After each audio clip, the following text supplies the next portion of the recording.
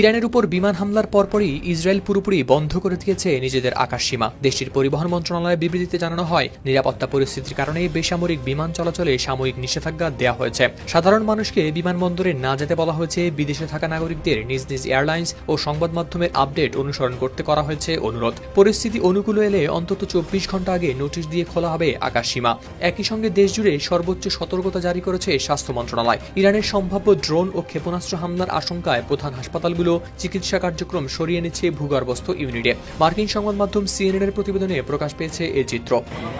72 ঘন্টা moisture lock সমৃদ্ধ lily body wash, শিয়া বাটারের goodness skin repair করে রাখে সফট ও গ্লোয়িং।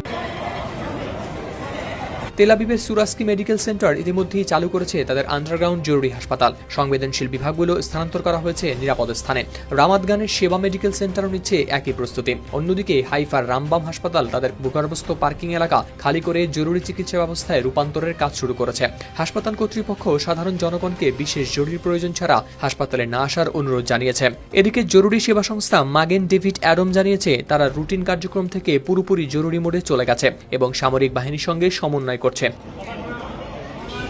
বিশ্লেষকদের মতে, ইরানের প্রতিরোধমূলক হামলা চালানোর পর ইসরায়েলের এই সিদ্ধান্ত দেখাচ্ছে পাল্টা প্রতিক্রিয়ার ঝুঁকি কতটা গুরুত্ব দিয়ে বিবেচনা করা হচ্ছে। আকাশে ফ্লাইট নেই, হাসপাতাল মাটির নিচে, সব মিলিয়ে ইসরায়েলে তৈরি হয়েছে এক অস্বাভাবিক যুদ্ধ পরিস্থিতির আবহ।